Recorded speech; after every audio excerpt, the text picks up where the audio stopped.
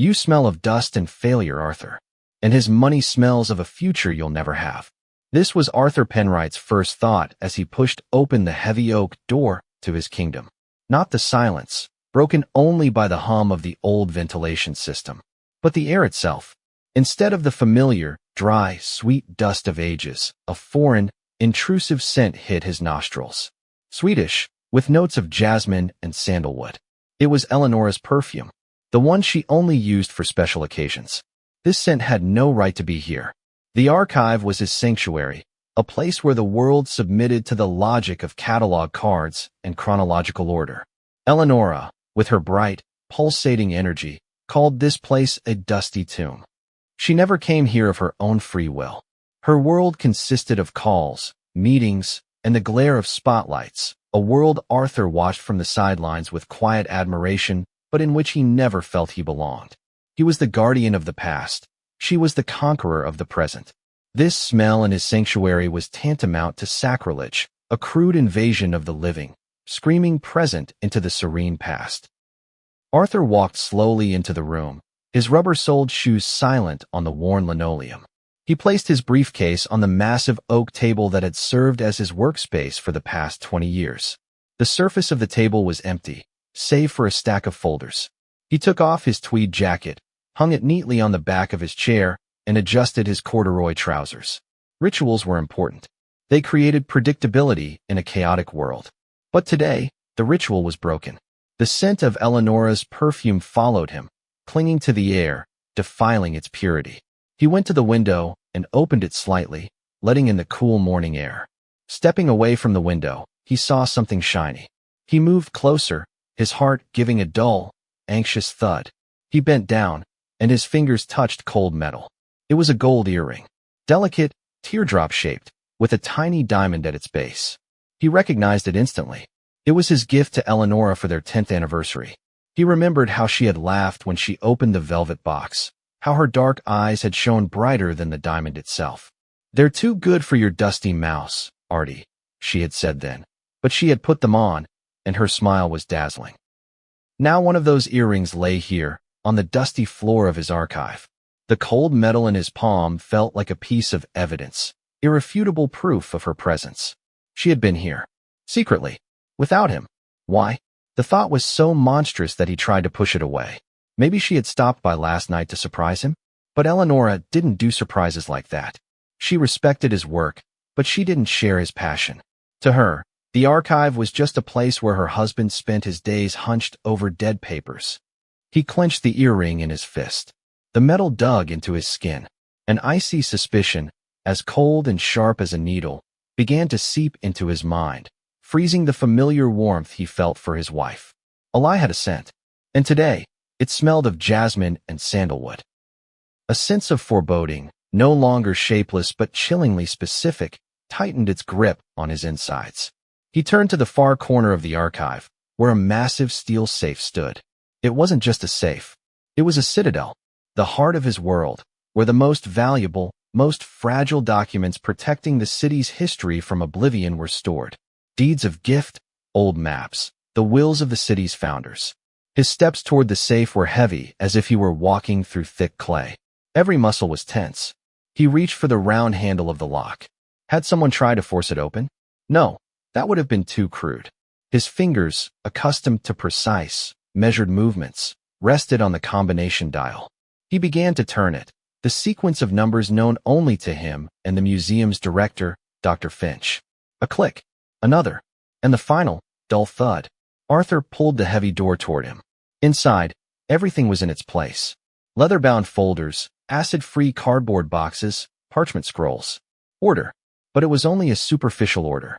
His gaze immediately found what it was looking for. Second shelf from the top, on the left. A folder with the simple label, Project Horizon Tower. Thorn. It was there, but it was crooked. To anyone else, it would have been nothing. A coincidence. But not for Arthur Penright. He remembered the exact position of every document in that safe. He himself had placed that folder there yesterday afternoon, aligning it perfectly with a ruler. Someone had opened the safe after him. Someone had taken out this specific folder. He pulled it out. Inside were documents concerning Marcus Thorne's aggressive development project, which threatened to demolish an entire historic waterfront district. And the key document, his trump card against Thorne, was an 18th century deed of gift protecting that district from any development. He opened the folder. The deed was there. With the folder clutched in his hand, Arthur went down to the ground floor. The night guard, Barnaby Weeks, sat in his little office, reading a sports paper and sipping lukewarm coffee from a thermos. Barney was as much a part of the museum's landscape as the faded tapestries in the main hall. A stout, stooping man with a thick gray mustache, he was counting the days to retirement with weary resignation. Barney. Arthur's voice was sharper than he'd intended. The guard slowly lowered his paper. His sleepy brown eyes looked up with little interest. "Ah, it's you, Arthur. You're in early. Was anyone in the archive last night after I left?" Barney gave a lazy shrug, a movement that elicited a low groan.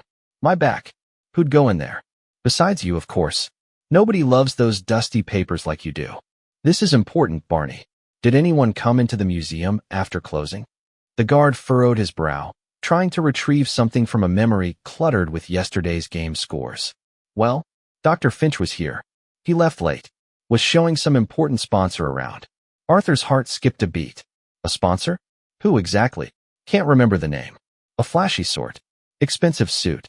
Thorne, I think." "Yeah, Marcus Thorne. He's planning to donate for the new wing." Finch was walking on eggshells around him. The cold began to spread through Arthur's veins again. "Marcus Thorne. Here. Last night. Was he alone?" Arthur asked, trying to keep his voice steady. "No, he was with a lady. A real looker. Brunette. Expensive perfume." Barney grimaced. "Can still smell it." Finch took them upstairs. Said Mr. Thorne was interested in the city's history. Wanted to look at some old maps. He thanked Barney and headed straight for the director's office. Dr. Alastair Finch's office was the complete opposite of Arthur's archive.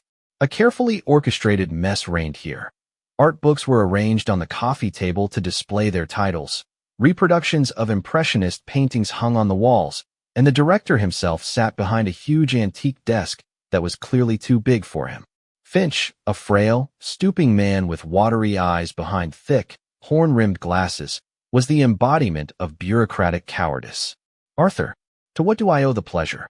Finch looked up, his voice high and reedy. Arthur closed the door behind him and walked to the desk. He placed the Horizon Tower folder on the polished surface. "Dr. Finch, you brought Marcus Thorne to my archive last night." It was not a statement, but an accusation. Finch instantly became flustered. He began to adjust his ever-present bow tie, his fingers trembling. "Ah, yes. Mr. Thorne, our generous patron. Potential patron." He expressed a great interest in our historical heritage. He showed an interest in the documents concerning the waterfront district, Arthur specified, looking directly at the director. "You gave him access to the safe." Finch avoided his gaze. His eyes darted around the office, landing on anything but Arthur's face. "Now, Arthur, access. That's too strong a word. I simply demonstrated some of our treasures. It's strategically important for the museum's future. His donation could save us from budget cuts. You allowed him and his companion to be in the archive without my knowledge. You allowed them to touch documents that are key to the case against his construction project." The director cringed under the pressure of Arthur's calm but icy voice. He began to stammer, using complex academic phrases to hide his insecurity and fear. "We must think bigger, Arthur. It's not about one district, but the survival of the entire institution. Sometimes, one must make compromises for the greater good." Finch's cowardly evasiveness was repulsive. He had betrayed the principles he was supposed to protect. He had betrayed the trust of his chief archivist. And all for money and his own peace of mind. Arthur realized that further conversation was pointless. Finch was the weak link, a pawn in someone else's game. Arthur silently took the folder and left the office, leaving the director muttering to himself and fussily adjusting his tie. Returning to the silence of his archive, which now seemed not calming but ringing with tension, Arthur sat down at his desk. He placed the gold earring in front of him. Next to it, the folder. In his mind, the ugly picture finally came together. The scent of Eleanora's perfume. Her earring, lost near the shelves. The visit of Marcus Thorne, accompanied by a striking brunette with expensive perfume. The cowardly, evasive fear of Alistair Finch. Eleonora. Thorne's companion was Eleonora. This realization did not bring an explosion of rage. Instead, it brought a deathly chill.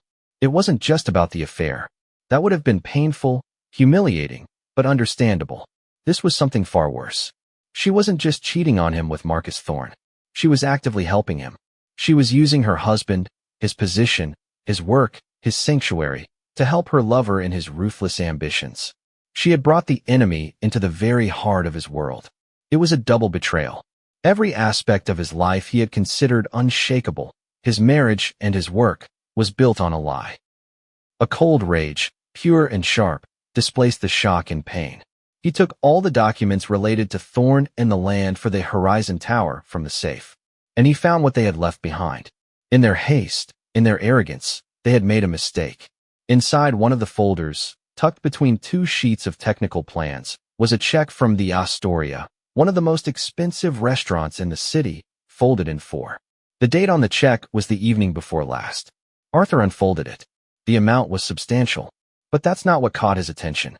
On the back of the check, in the white space, was a text written in Eleonora's elegant, familiar handwriting. Her beautiful, rounded letters, which he had so loved to see on greeting cards and notes left on the kitchen table. It read, "Need the original will by Friday. Finch will arrange everything. M for Marcus. The will. By Friday." And confirmation that Finch was their accomplice. This was direct proof. Irrefutable. They weren't looking for the deed of gift, which Arthur had considered the main weapon. They were looking for something else. Something he might have missed. He leaned back in his chair, holding the check. The image of Marcus Thorne, whom he had seen a few times at museum events, surfaced in his memory. Tall, athletically built, with cold steel eyes that seemed to assess everyone and everything in terms of usefulness. His impeccably tailored suits, expensive watch, and domineering demeanor. And almost always by his side was a shadow, his security consultant, Franklin Frank Silver. A large, silent man with a broken nose and calm, colorless eyes, whose quiet presence radiated a hidden threat. Arthur realized the scale of what he was up against. This wasn't just his wife's affair. This was a ruthless, well-organized system. Marcus Thorne was the brains. Franklin Silver was the muscle. And Eleonora was the seductive facade, the key that opened any door, even the door to his archive. Arthur looked at the evidence on his desk. The gold earring, the check with the note, symbols of his ruined life. The bitterness and humiliation that had been suffocating him just moments ago began to recede. In their place came an icy, crystal-clear resolve. His world, founded on the sanctity of fact, on the immutability of the past, had been destroyed by a lie.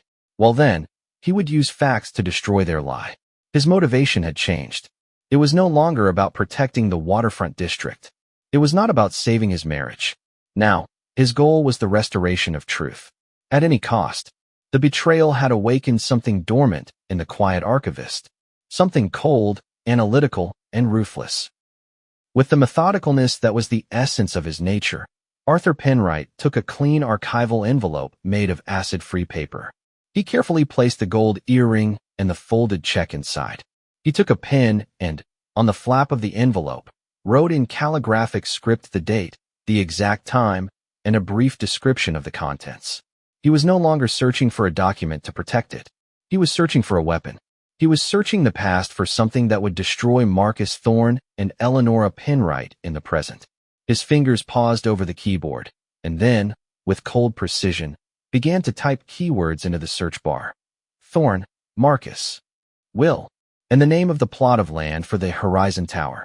The cursor blinked on the dark screen. The quiet archivist had begun his war. Arthur pushed open the front door and was swallowed by the silence of his own home. The air smelled of lemon and polish, a harsh chemical scent meant to imitate cleanliness, but which only emphasized the absence of life.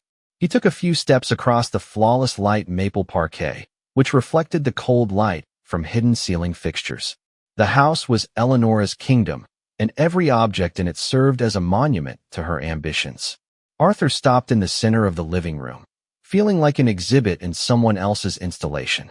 Opposite him, on a polished concrete wall, hung a huge abstract painting, a chaotic jumble of black and scarlet strokes that, according to Eleonora, symbolized passion and creative energy. To Arthur, it was just visual noise, meaningless and pretentious. He shifted his gaze to the coffee table made of chrome and smoked glass. On it, in a tall, asymmetrically shaped designer vase, stood a single white calla lily. The vase was a work of art, cold and perfect. Everything in this house, from the rigid lines of the Italian sofa to the precise angle at which the art books lay, screamed of a world to which Arthur did not belong. His archive was a space of substance, filled with meaning and history. This house was a space of form, a facade behind which emptiness hid. It was no longer his sanctuary. It had become the stage on which a betrayal was being acted out, and he was a front-row spectator, forced to watch the farce his life had become. "Artie, darling, is that you?" Her voice, melodious and full of feigned warmth, drifted from the kitchen. A moment later, she appeared, the epitome of elegance in a simple cream-colored cashmere dress. Eleonora glided toward him, her movements polished and graceful like a dancer's. She wrapped her arms around his neck, and he smelled the familiar scent of her perfume, the same jasmine and sandalwood that would now forever be associated with lies. "Tough day, sweetie," she purred, looking into his eyes. Her dazzling smile didn't waver. Her dark, expressive eyes, which he had once believed to be the mirror of her soul, now seemed to him like polished stones, hiding everything that went on behind their surface. It was a performance, masterfully staged and flawlessly executed. Every movement, every breath, every word was part of a role, the role of a loving, caring wife. Arthur, armed with his terrible knowledge, now saw all the strings she was pulling. The embrace was not a gesture of tenderness, but a way to assess his state, to probe his defenses. The concerned tone was not a display of sympathy, but a disguise. She was an actress, and he had been her only, unsuspecting audience. But the show was over. He saw right through her, and her performance seemed pathetic and ugly to him. He silently allowed her to hug him, his body tense and unresponsive to her touch. For her, this was routine. For him, it was a desecration. At dinner, the tension thickened to an almost tangible density. They sat opposite each other at the glass table, the gleam of the silverware seeming cold and harsh. Eleonora maintained a light, effortless conversation, recounting her successes at work, a new client, an upcoming charity gala. Arthur mechanically chewed his food, the taste of which he couldn't register at all. The quiet clink of his fork against the plate was deafening in the silence. He raised the glass of wine she had poured, expensive, tannic, with a rich bouquet, and took a sip. The wine felt as false as everything else. "I heard the museum found a generous new patron," he said, his voice flat and devoid of any inflection. He set the glass down on the table with deliberate precision. Eleonora brightened, her eyes flashing. "Oh, you mean Marcus Thorne? Yes, he's an incredible man. A true visionary. His Horizon Tower project will completely transform the city, breathe new life into it." Her words fell onto the table between them like smooth, polished stones.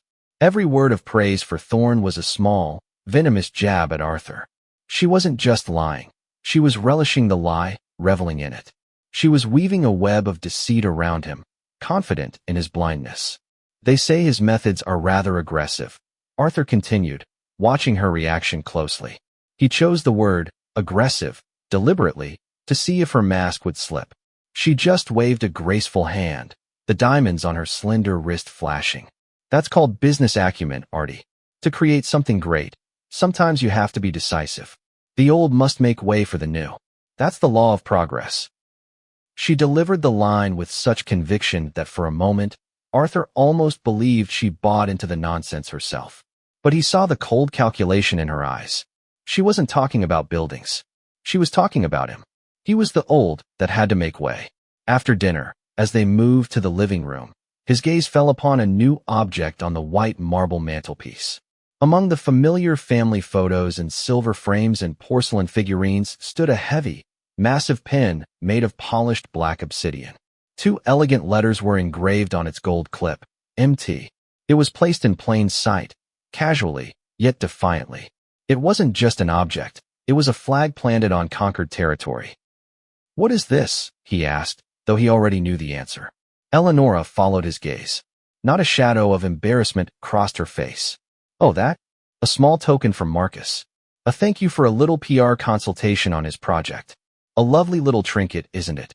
She said it lightly, in the same tone she might use to discuss the weather or a new pair of shoes.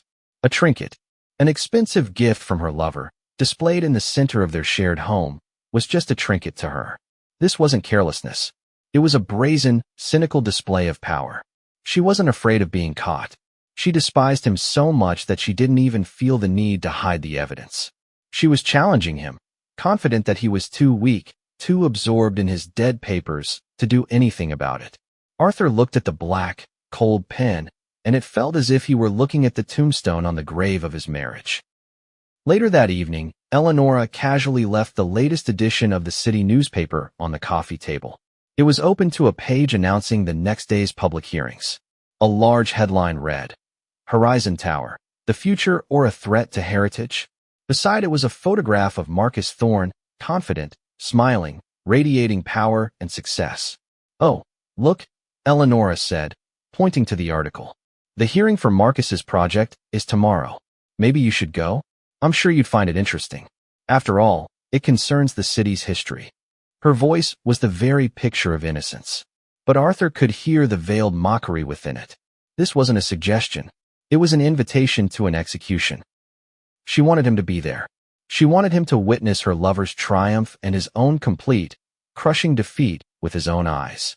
She wanted him to sit in that hall, humiliated and powerless, and watch as the world he was trying to protect crumbled under the weight of a lie she was complicit in. It was the height of cruelty, sophisticated and deliberate. She didn't just want to destroy him. She wanted him to be a witness to his own destruction, so that his pain would become part of their victory celebration. Arthur nodded slowly. "Yes," he said calmly. "Perhaps I will go." There was no fear in his soul, only the cold, ringing anticipation of a battle. The next day, upon entering the public hearing hall at City Hall, Arthur immediately felt like a foreigner in enemy territory. The air was thick with the smell of expensive perfumes, money, and power. The city's elite had gathered here, developers in impeccable suits, lawyers with crocodile leather briefcases, slick city officials, and journalists hungry for a sensation. This was not his world. His world was the silence and dust of ages. Here, a noisy, aggressive cult of the present reigned. His gaze swept across the front rows and found them. Marcus Thorne, in a tailor-made navy blue suit, sat in the center like a king on his throne. He was calm and self-assured, his steel-gray eyes coldly surveying the room. Beside him, leaning in slightly to whisper something in his ear, sat Eleonora. She was dazzling in an elegant pantsuit. She laughed at something he said, a quiet, intimate laugh. She touched his arm, and that gesture, fleeting in public, was like a slap in the face to Arthur. It wasn't just a display of intimacy. It was a conscious act, meant for him to see. They had put their betrayal on full display, turning his private humiliation into a public spectacle. Arthur felt dozens of eyes turn to him. Curious, sympathetic, gloating. He was the cheated husband, and everyone in the room knew it. Then his eyes found another familiar figure. A few steps away from Thorne and Eleonora, fidgeting nervously, stood Dr. Alastair Finch. The museum director, dressed in his invariable, slightly worn three-piece suit, was smiling obsequiously, hanging on Thorne's every word.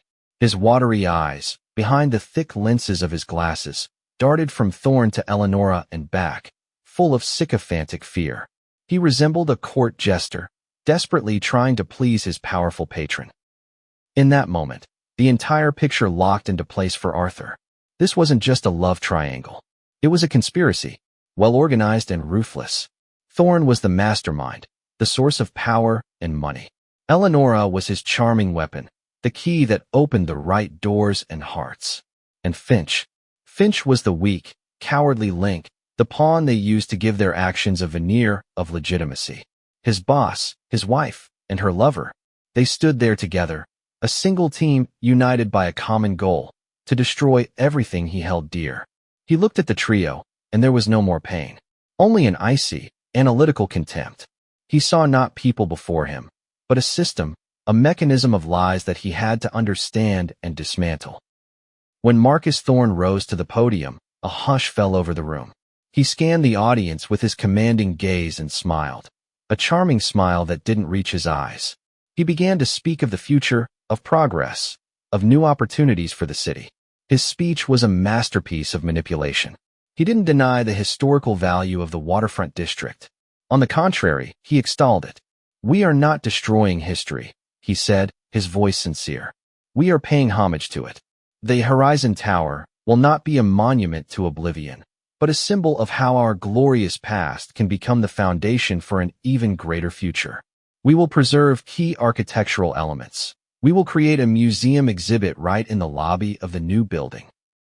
Arthur listened, astonished by the man's cynicism. Thorne was using facts that he, Arthur, had spent years collecting. He was using dates, names, and historical anecdotes that only Eleonora could have known, because he himself had told them to her. She had taken his knowledge, his passion, his life, and given it to this man to use as a weapon against him. Every word Thorne spoke was a lie, skillfully wrapped in the veneer of truth. And the room listened, holding its breath, mesmerized by the predator's charm. Arthur could no longer remain silent. He raised his hand, waited for the chairman's nod, and walked to the public microphone. His heart was pounding, but his voice, when he spoke, was calm and steady. The voice of an archivist, accustomed to dealing in facts, not emotions. "Excuse me," he began, addressing the committee. "Everything Mr. Thorne says sounds very convincing. However, his beautiful picture of the future is missing one key element: legal reality." He paused, feeling every eye in the room fix on him. "The land in question is protected by a deed of gift from 1784. This document, signed by the city's founders, explicitly prohibits any commercial construction on this territory, declaring it the perpetual and inalienable property of all citizens. This document holds absolute legal force, and any project that ignores it is illegal." He spoke clearly and deliberately, laying out the facts. He didn't raise his voice or resort to accusations. He simply laid the truth on the table. Attention hung in the air. For the first time, a barely perceptible crack appeared in Thorne's flawless facade.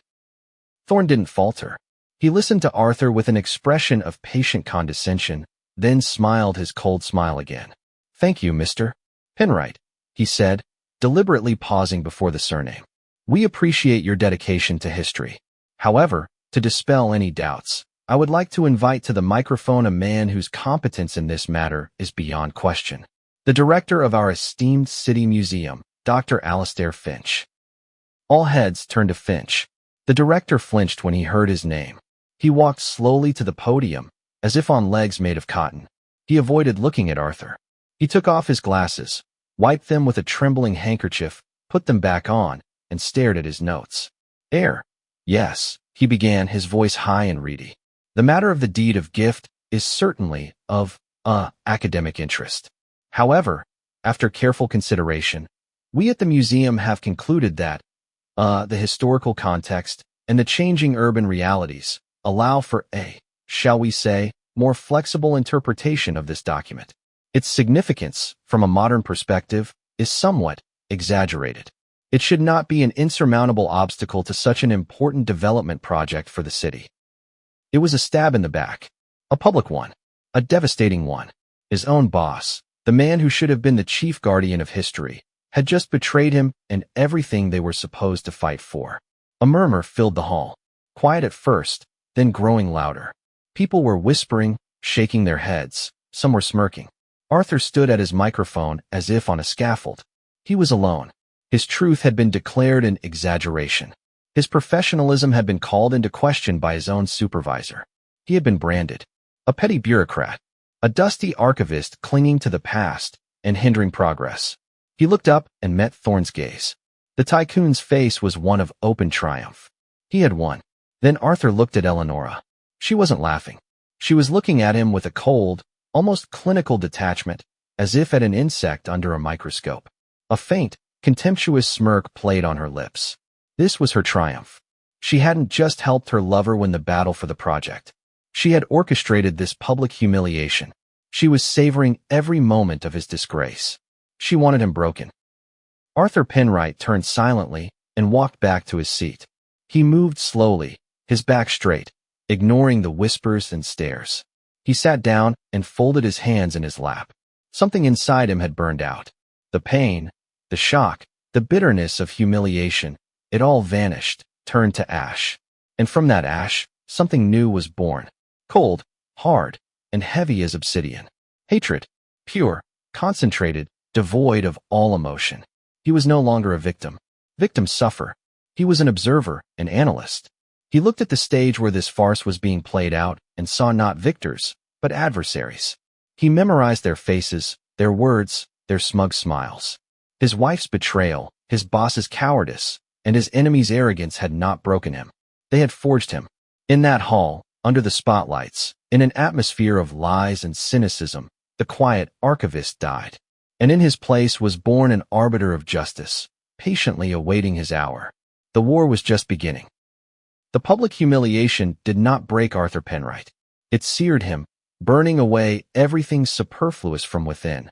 The pain, the confusion, the grief. In their place remained only a cold, ringing emptiness, the perfect environment for a purpose to be born. The rage he felt was not hot and impulsive, but cold and precise, like a surgeon's scalpel. It did not cloud his mind, but on the contrary, gave it an unnatural, crystalline clarity. He returned to his empty, immaculate home, walked past the single white calla lily in the designer vase, past the abstract painting symbolizing someone else's passion, and went up to his study. He did not wait for Eleonora. He already knew everything he needed to know about her.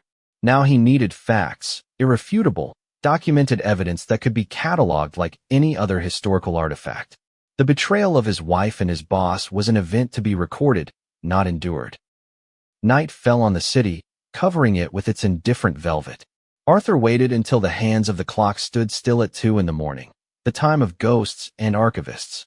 He dressed in all black, not for the sake of stealth, but instinctively, as if trying to merge with the surrounding darkness. Moving with silent precision, he left the house that had become alien to him and headed for the museum. The street was empty. The streetlights cast long, distorted shadows, turning the familiar cityscape into a strange, hostile territory. The service entrance to the museum yielded to his key with a familiar quiet click. But today, that sound was different. Before, it had meant returning to his kingdom, to the ordered world of the past. Today, it was the sound of a boundary being crossed, the first step into forbidden territory. Arthur went inside. The silence of the museum was thick and almost tangible, broken only by the quiet hum of the climate control systems and his own steady breathing. He did not go to his archive, his sanctuary that had been desecrated. His path lay downward, to the basement.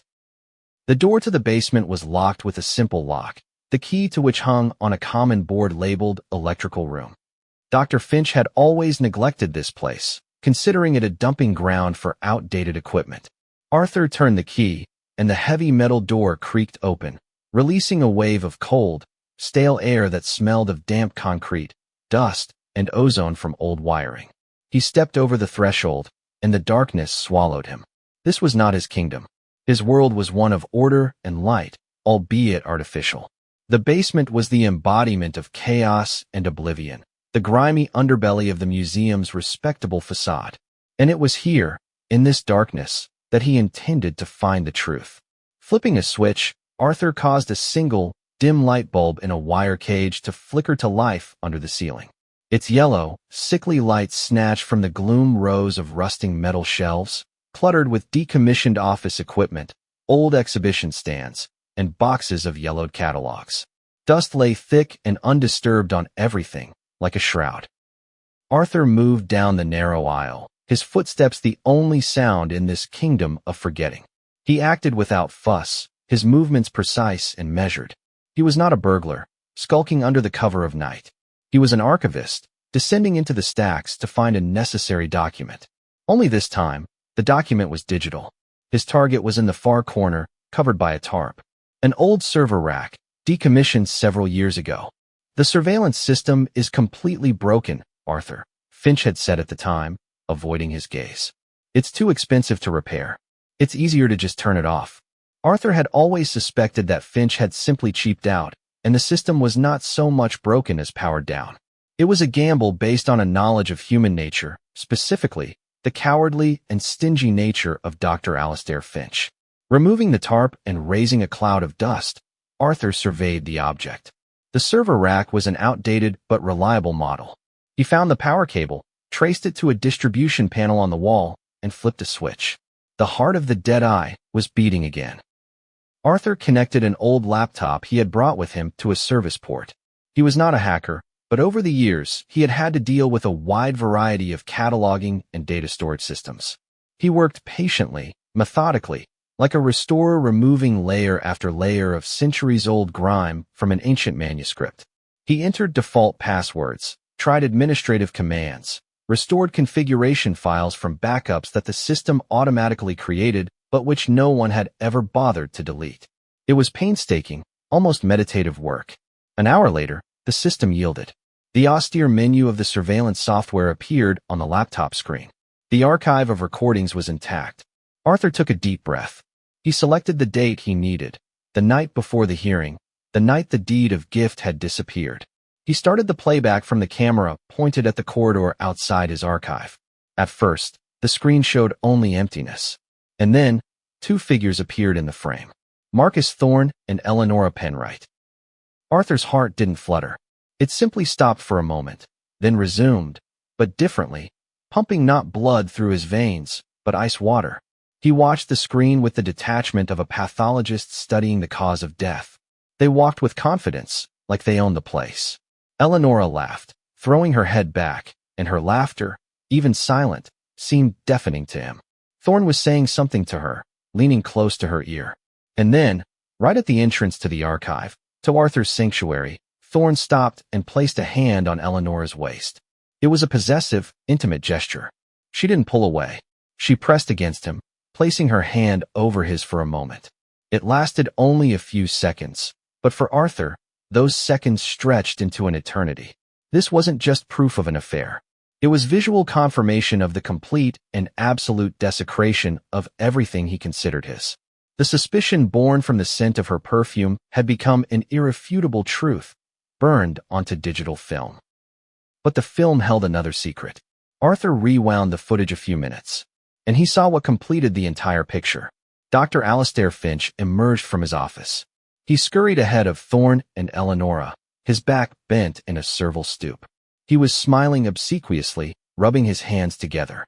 He led them to the archive door, pulled a key card from his pocket, his own, the director's card, and held it to the reader. A green light flashed above the handle. Finch swung the door open for them like a lackey and, with another fawning smile, gestured for them to enter. This wasn't negligence. It wasn't cowardice. It was active, conscious complicity in a crime. His boss, the guardian of the city's history, the man whose duty it was to protect these walls, had personally sold access to the museum's treasury for the vague promise of sponsorship from the very man who intended to destroy that history. Finch hadn't just betrayed his subordinate. He had betrayed the very essence of his profession, his mission, his entire self. Arthur made no sound. He just kept staring at the frozen image of Finch's servile smile on the screen. He saved the necessary video clip to an encrypted flash drive he had brought with him. Then he methodically erased all traces of his presence from the system, restored all settings to their original state, and powered down the server rack. He covered it with the tarp, carefully smoothing the folds. He turned off the light and locked the basement door behind him. He moved like an automaton, his mind cold and clear. Emotions were an unaffordable luxury. All that mattered now was information. And he had it. Exiting the museum through the same service entrance, Arthur found himself in a narrow, deserted alley, wedged between the museum's brick wall and the blank concrete fence of the neighboring building. A single streetlight at the end of the alley cast a weak glow, leaving most of the space in deep shadow. He took a few steps, and suddenly his sixth sense, honed by years of working in the absolute silence of the archive, detected an anomaly. Not a sound. Not a movement, but a presence. A heavy, still presence that disrupted the geometry of the night. A figure detached itself from the deepest shadow by the dumpsters. A large, heavily built man in a dark, non-restrictive suit. He moved with a lightness surprising for his size, his steps silent on the asphalt. When he stepped into the dim light of the lamp, Arthur recognized him. He had seen this man standing behind Thorne at the hearing. Frank Silver, the security consultant. His face was devoid of all expression, and his calm, almost colorless eyes looked at Arthur without curiosity or hostility. They just looked. Arthur stopped. There was no way to retreat. He felt no fear. Eleonora's betrayal was a wound of such depth that any physical threat seemed like a minor scratch in comparison. He just waited. Silver came almost within arm's reach. He smelled of expensive tobacco and coldness.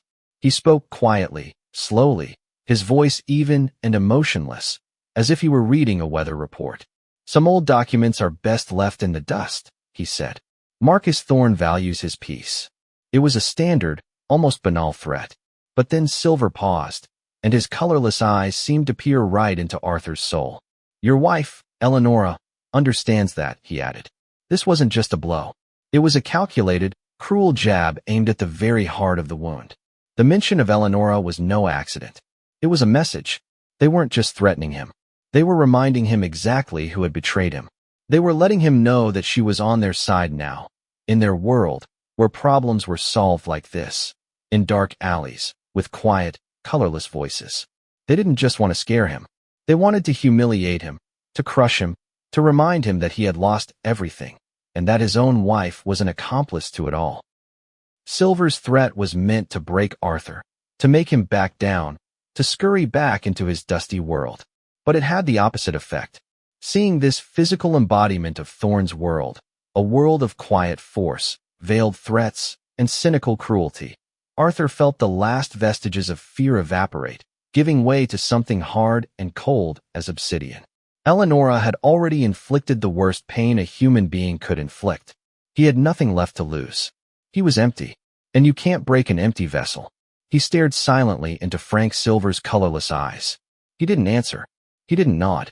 He showed no fear, no anger. He just looked. And then, with the same calm, measured pace with which he walked between the shelves in his archive, he walked around Silver's massive figure and continued on his way, without looking back. He could feel the heavy gaze on his back, but he didn't quicken his pace. The war was no longer just his personal affair. Now, they had come to his territory, and they had made a fatal mistake in underestimating the quiet man who had spent his life learning how to find and systematize the truth. The day of the groundbreaking ceremony arrived. The construction site where the waterfront district was yet to be demolished had been transformed. The mud and debris were covered with a green carpet of artificial turf. A large stage had been erected, adorned with Horizon Tower logos and slogans about "the future is now." Marcus Thorne had gathered everyone. The mayor, city council members, investors in expensive suits, and journalists with cameras at the ready. It was a performance, meticulously orchestrated and flawlessly executed. A spectacle of triumph. Eleonora stood beside Thorne, at the center of everyone's attention. She was dazzling in a bright blue dress that accentuated her figure.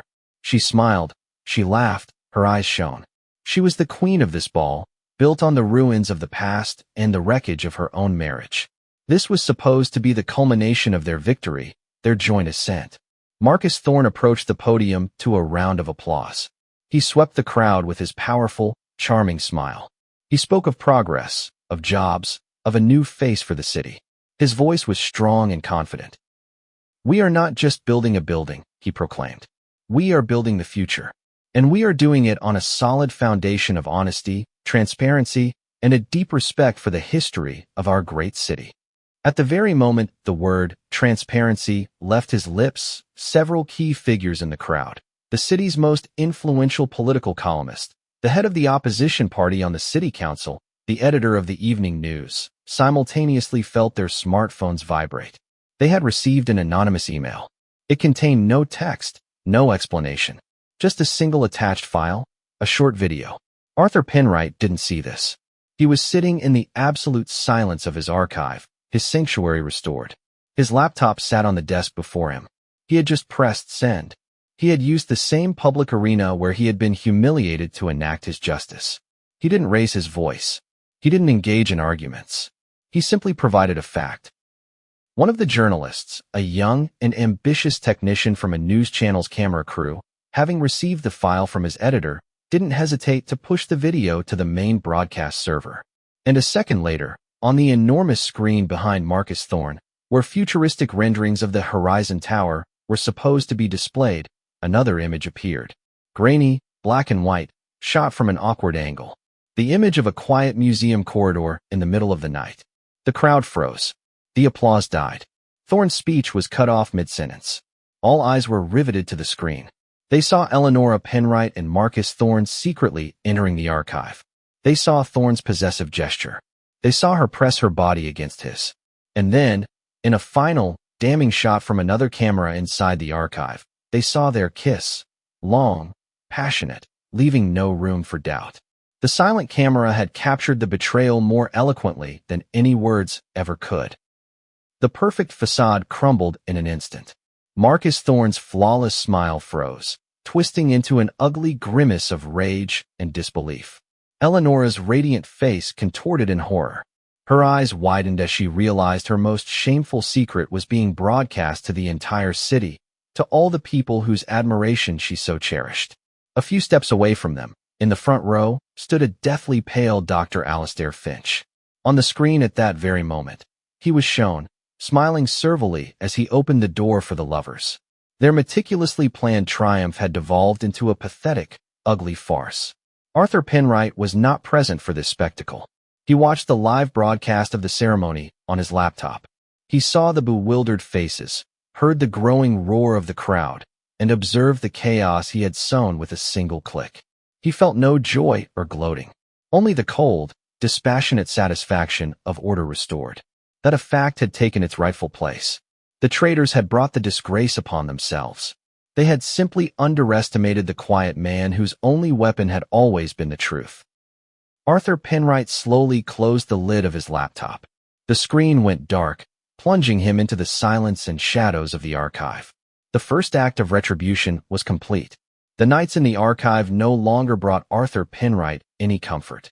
The silence, once his ally, now seemed cavernous and tense, filled with the soundless echo of betrayal. The humiliation endured at the public hearing and the icy revelation gifted by the scent of dust on Eleonora's cuff had not broken him. They had served as a catalyst, triggering an irreversible chemical process in his mind.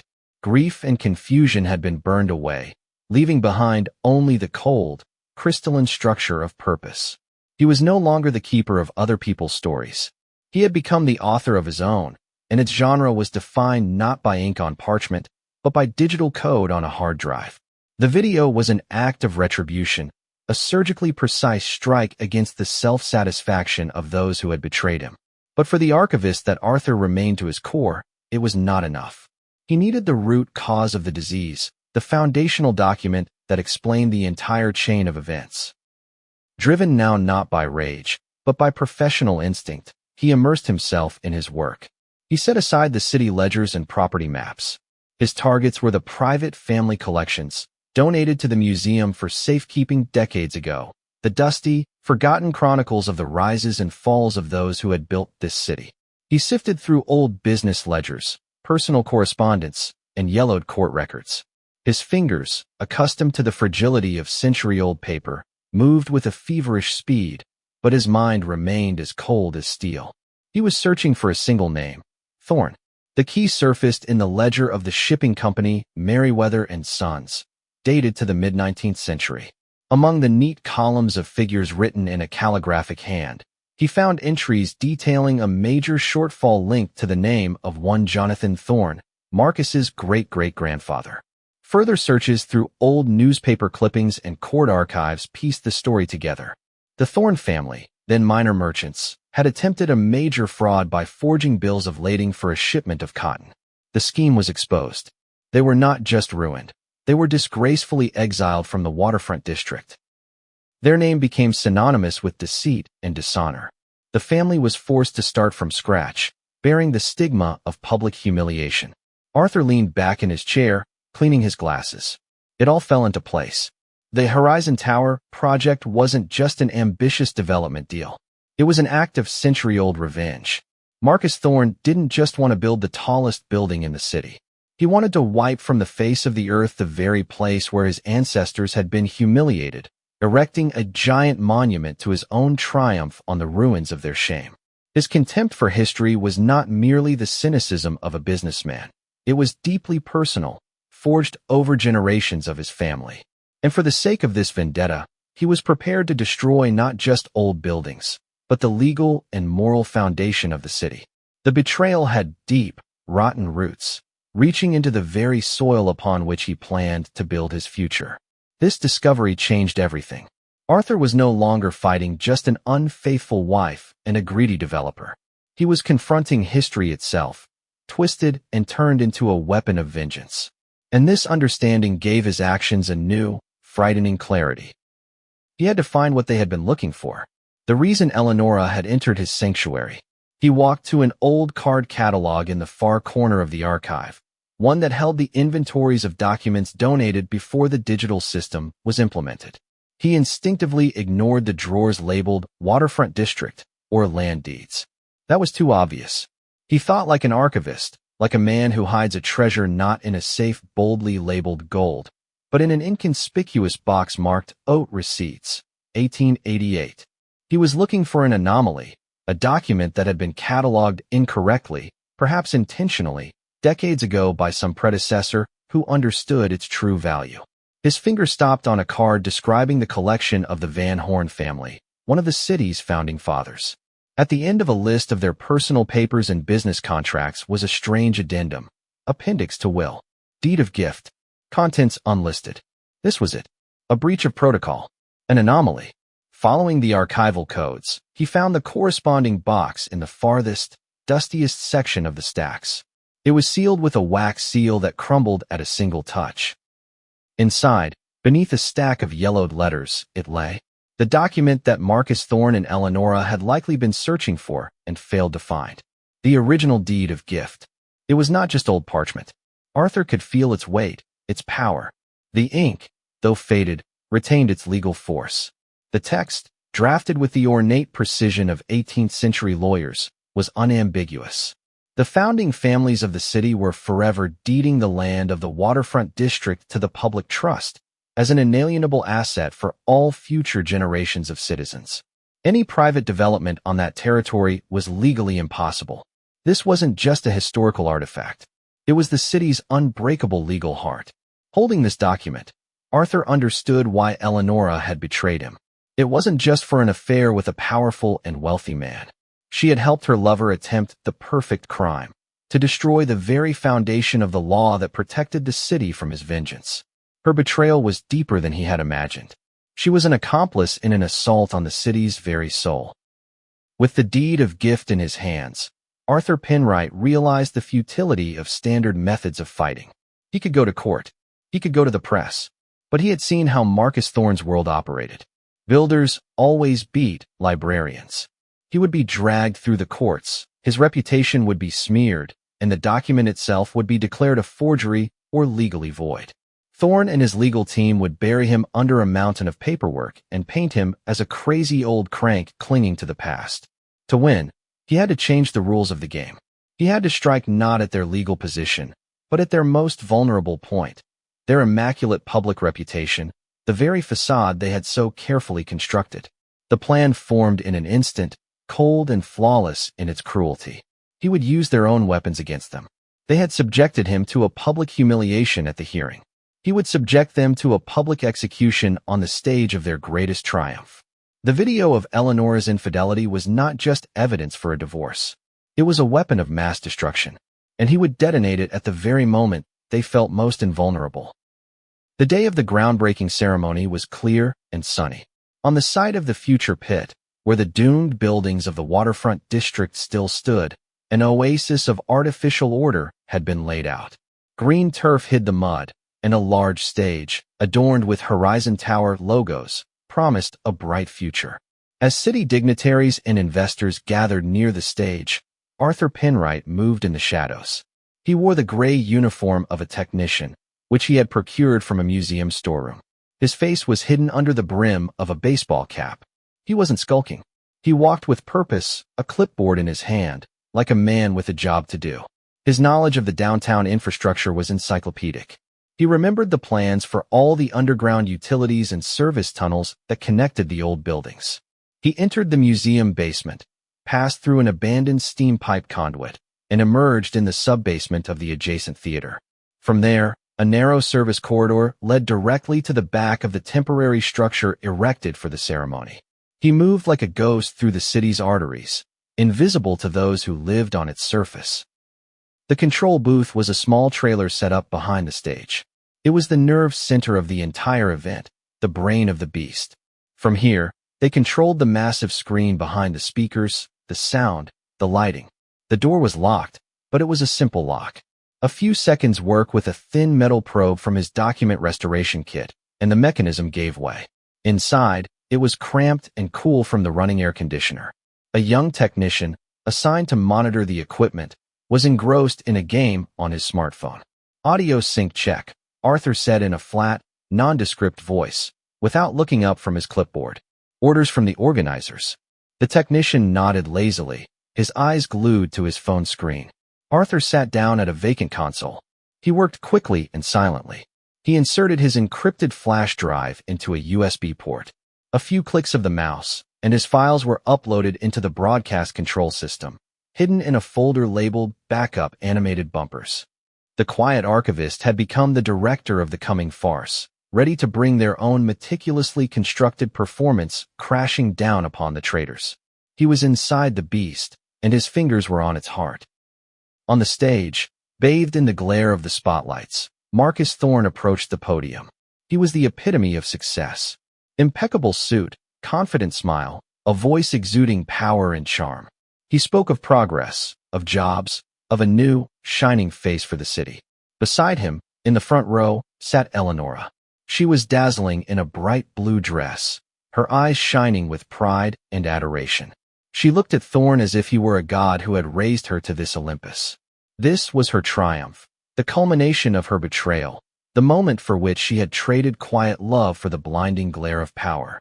Her radiant smile was the final, brazen display of hypocrisy before the inevitable disgrace.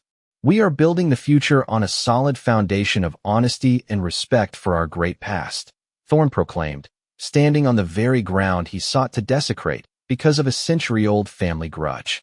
In the control booth, Arthur made his final preparation. He didn't want the lovers to be the only ones to fall. The system had to punish all the accomplices. He opened a second video file he had prepared. He had found it in the same surveillance system archive, in the recordings from the camera mounted above the director's office. A short, silent clip, Dr. Alastair Finch, his boss, scurrying alongside Marcus Thorne down a corridor. He is smiling obsequiously, rubbing his hands, his back bent in a servile stoop. He hands Thorne his own director's keycard, the pass to the archive. It was brief but damning proof that the museum director was not a victim of circumstance, but an active accomplice in the desecration of the history he had sworn to protect. He had sold his heritage for a vague promise of sponsorship. On stage, Marcus Thorne was nearing the climax of his speech. He spread his arms wide, as if to embrace the entire city. And I promise you, the Horizon Tower will be a symbol of our shared. At that very moment, Arthur Penwright pressed a few keys.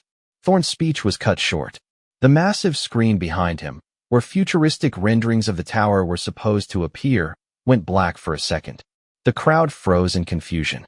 And then an image appeared on the screen. Grainy, black and white. The image of a quiet museum corridor in the middle of the night. And in that image, Marcus Thorne, the man of the hour, the builder of the future, was passionately kissing Eleonora Penwright, the wife of a humble archivist, right at the door of the archive her husband considered his home. For Eleonora, whose self-worth was built on public admiration, this was worse than death. Her carefully crafted image shattered in an instant. The hundreds of eyes that had looked upon her with envy and adoration a second ago now saw her lie, her infidelity, her betrayal. A close-up of her face, twisted in absolute, animal terror, was projected onto the same screen by a broadcast operator instinctively seeking a reaction.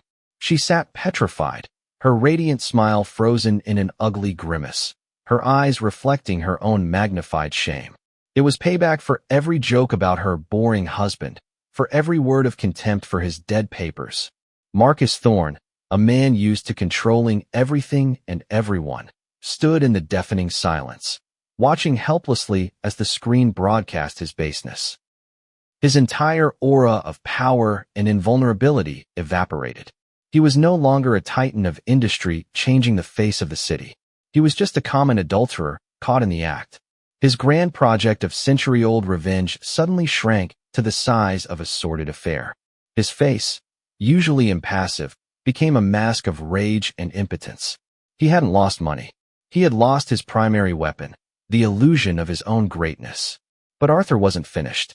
As the shot of the kiss froze on the screen, he launched the second file. The image changed. Now the entire crowd saw the servile handshake of Dr. Alastair Finch, handing his key card to Thorne at the door of his office. For everyone present, especially the members of the museum's board of trustees sitting in the front row, the picture was crystal clear. The director had not only betrayed his best employee, he had betrayed the entire city, selling access to its history for 30 pieces of silver.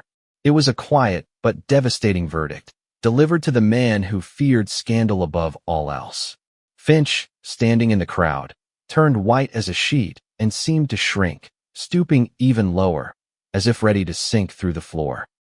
As chaos erupted on the site, reporters with cameras swarmed a stunned Eleonora, investors with stone-cold faces turned away from Thorne, and the mayor shouted angrily into his phone. Arthur Penwright rose from the console. The young technician had finally looked up from his smartphone, his mouth agape at the screen. He didn't even notice the gray-clad figure leave the booth. Arthur had moved like a ghost. He had struck from the shadows and vanished, leaving only the smoldering ruins of other people's reputations behind. He had used their weapon, publicity, to turn their triumph to ash. Returning to his archive by the same route, through the labyrinth of service tunnels, Arthur removed the uniform and became himself again. The silence no longer felt oppressive. It was calm and peaceful. He walked to his desk and carefully placed the yellowed parchment upon it. The deed of gift. The video had been an act of personal revenge. It was necessary to clear the battlefield, to strip the enemy of their main advantage, public trust. Eleonora had been punished for her infidelity. Thorne, for his arrogance. Finch, for his cowardice. But now, with them demoralized, humiliated, and their reputations destroyed, the real war was beginning.